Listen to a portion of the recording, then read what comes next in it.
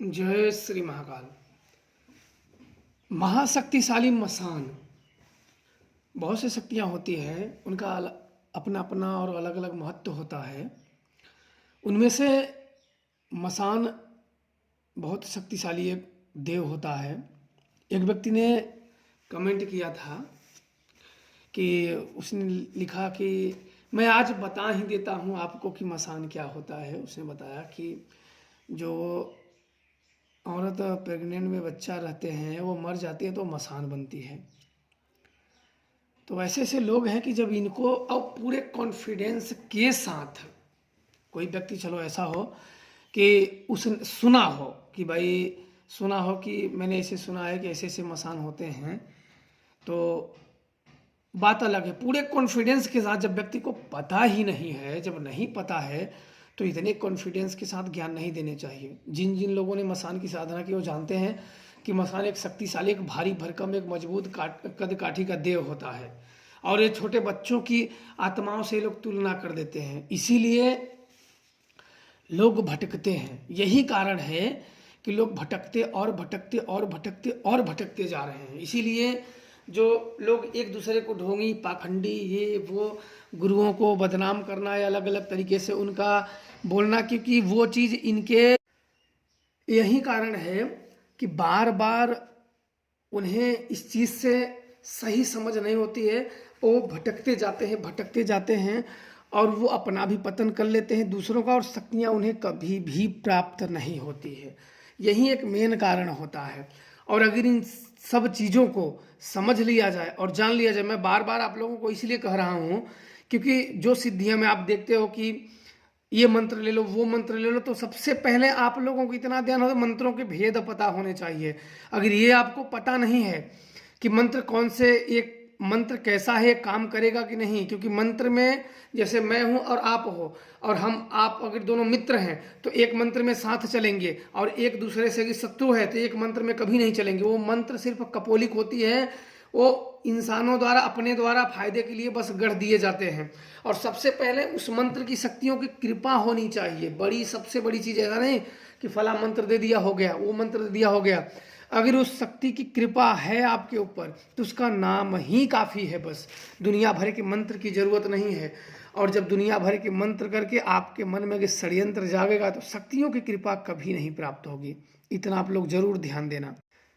जिनकी मति और गति सत्य की होती है वही विजय प्राप्त करते हैं। जिनकी मति और गति दोनों असत्य की होती है वो कभी भी प्राप्त नहीं कर पाते हैं। वो हमेशा भटकते रहते हैं।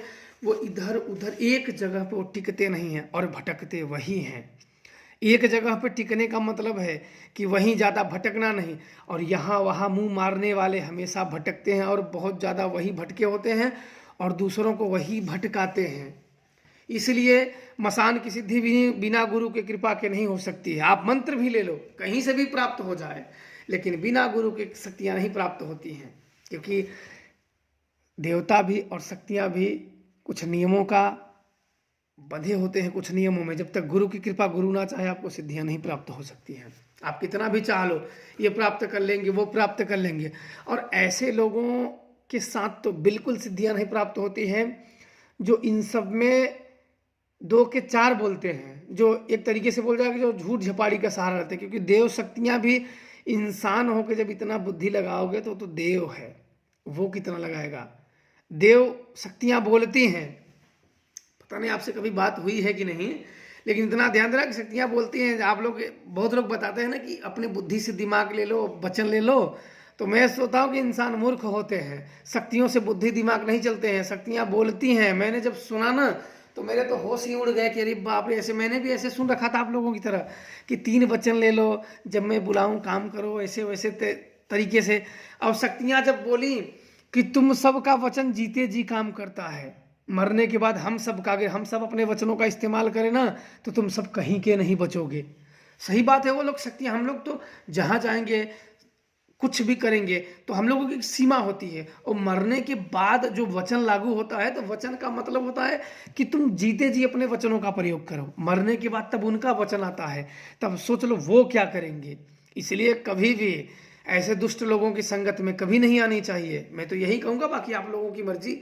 जैसे आप लोगों को करना है आप लोग करिए, पर यही एक है कि दुष्ट लोगों के लिए और दुष्ट और गलत चीज और गलत ज्ञान, गलत विधान, गलत प्रयोग, गलत मंत्र का जप कभी ना करें, नहीं तो इतना भयानक परिणाम होते हैं कि जिंदगी में समझो कि इतने कष्ट होंगे कि जो तुम प्राप्त करना चाहते हो वो तो कभी नहीं प्राप्त कर सकते हो, पर जो ना प्राप्त करना चाहो वो मिल जाता है और फिर कोई सहाय नहीं होता है।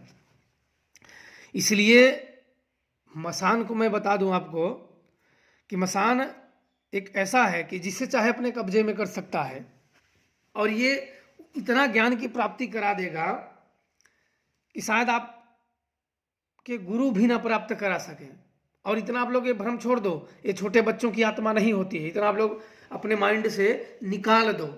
जो अपने मन में रखना है रख लो, लेकिन जो ये है हर लोगों की अनुभव अलग अलग होती है। भूतों को अगर आप छोटे बच्चों की आत्मा को अगर खुद से आप बोलो कि तुम छोटे बच्चों की आत्मा मसान हो ना, तो वो झूठ बोल देगा, हाँ मैं वही हूँ। और तुम्हारे अंदर अगर देख विद्या नहीं है, तुम्हारे अंदर वो काबिलियत नहीं है, वो शक्तियाँ नहीं है, तो आप कभी भी देख नहीं सकते हो कि वो है क्या। कुछ लोगों का मैंने देखा हुआ है कि उनका मन ही षड्यंत्र रच के उन्हें उनके सामने प्रकट करता, हाँ मुझे ये दिखा, मुझे वो दिखा, वो झूठ होता है, वो झूठे होते हैं, उन्हें ऐसा कुछ नहीं दिखता है। शक्तियों की जो दिखाती हैं, जो बात जो बताती है ना, वो किसी के सामने रख दो, सड़ियल से भी सड़ियल को सामने रख दो, मन को छू लेता है कि हाँ ये सही है बात, क्योंकि सत्य की हमेशा ही पूजा होती है, वो विजय प्राप्त करता है। तो सत्य जो होता है वो हमेशा ऊंचा होता है। किसी के भी सामने सत्य अगर बोल दिया जाए, कोई महाज्ञानी है, कोई महातपस्वी है, महापंडित है, उसके सामने अगर गलत व्यक्ति है, अगर सत्य उस देववाड़ी बात, देवता की बात, देववाड़ी बात अगर बोल दिया उसके सामने, तो वो भी उस चीज को मान लेगा और उसे जान लेगा। और बाकी मैंने लोगों को देखा, मैं तो किसी की बेइज्जती नहीं करता हूँ, मेरे सामने जब मेरे सामने आता तो मैं और नहीं बोलता हूँ, नहीं तो ऐसे झूठ ये है वो है ये है, बिल्कुल झूठ। शक्तियाँ मेरे से बोलते अरे ये क्या पागलपन बना रहा है, झूठ बोल रहा है ऐसे, फिर भी मैं नहीं बोलता हूँ। क्यों? क्योंकि उसकी एक इज्जत है, अपने किसी को बेइज्जती नहीं करना है, जो है कोई बात नहीं, लेकिन सिखाने का समझाने का प्रयास करना चाहिए हमेशा, लेकिन सत्य का साथ खुद ही बिना सोचे समझे किसी को बात नहीं बोलनी चाहिए।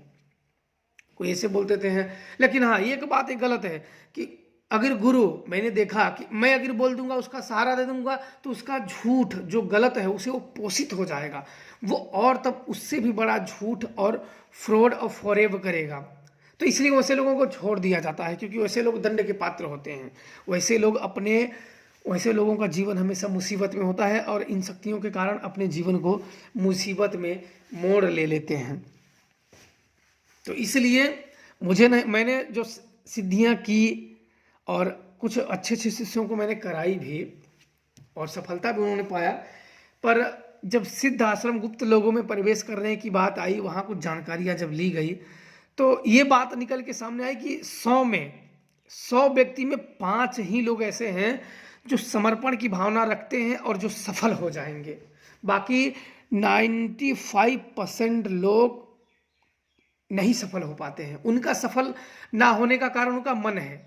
जब व्यक्ति असफल होता है तो अपने पीछे अपने कर्मों को देखता है, और जो खराब व्यक्ति है, जो अपने असफलता को दूसरों को दोष मानता है, वो दूसरों को चरित्र को देखता है, उसने क्या किया, उसने क्या किया, उसने क्या किया। और यही लोग अंत समय तक दंड पाते हैं। ऐसे लोगों को तो चला दो। माँ शमशान काली के एक भक्षण मंत्र होते हैं, आप लोग नहीं जानते होंगे। भक्षण मंत्र ऐसा होता है कि चलाने वाला को बचना चाहिए, नहीं तो चलाने वाले को भी वो मार देती हैं। वो माँ शमशान काली का क्रोध मंत्र होता है, भक्षण मंत्र होता है, एक उदर मंत्र होता है, एक ललकार मंत्र होता है, एक शमशान काली का मंत्र होता है, शत्रु विनाशक मंत्र। अभी तो मैंने एक ही मंत्र सिर्फ दिए हैं।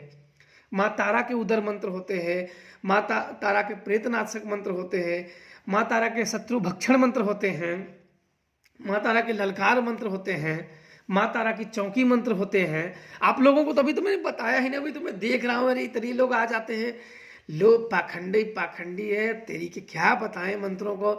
मैं सोचता बताएं अच्छे लोगों को, नहीं तो ये लोग तो बिल्कुल ही एकदम क्या कर देंगे। इसलिए आप लोग ऐसे करिए कि कोई भी भक्ति करिए, श्रद्धा विश्वास से करिए, कि नहीं करना तो इस चीज से निकल ही जाइए तो ठीक है। क्योंकि जहाँ श्रद्धा नहीं है, जहाँ भक्ति नहीं है, वहाँ शक्ति भी नहीं है, वहाँ सिर्फ और सिर्फ पाखंड रहता है। और इतना ध्यान देना कि जो छलिए होते हैं वो अपने चीज़ों का अपने मैंने ये देख लिया, मैंने वो देख लिया, अपने लोगों को ही भ्रम में बैठा के और छलते रहते हैं, दूसरों को बताते रहते हैं। लेकिन शक्तियाँ जो होती हैं मन में ठहराव डाल देती हैं, मन में ठहराव डाल देती हैं। और इसलिए आप लोगों को जरूर ये जानना चाहिए, एक बार भक्ति मतलब तब तक ढोंग करते रहोगे जब तक शक्तियाँ नहीं प्राप्त होंगी। शक्तियाँ प्राप्त हो जाएंगी, सत्य का बोध तुरंत हो जाता है।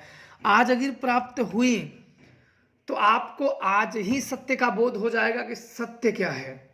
फिर आपके मन से वो निकल जाएगा कि अरे जब सत्य है तो हम ये फालतू के ढोंग ढकोसले करे ही क्यों। हमें देना है तो सही ज्ञान देना है, नहीं तो देना ही नहीं है किसी को, सीधी सी बात है। क्योंकि हमारे जो लोग हैं, हम इंसान हैं, तो कोई भी किसी के पास जाता है तो विश्वास एक भरोसा के साथ जाता है। तो जो सत्य ज्ञान है, जो सही में आपने अर्जित किया है, जो सही का ज्ञान है वही दीजिए, और नहीं तो अन्यथा मत दीजिए किसी का, क्योंकि उस पर किसी का भरोसा टिका हुआ है, किसी की मेहनत टिकी हुई है, किसी की ईमानदारी है, किसी का दुख है, किसी की क्या उस पर टिकी हुई है। तो इसलिए वही ज्ञान दीजिए जो सही हो। बाकी आप लोगों की मर्जी। खुश रहिए, प्रसन्न रहिए। जय श्री महाकाल आप सबको।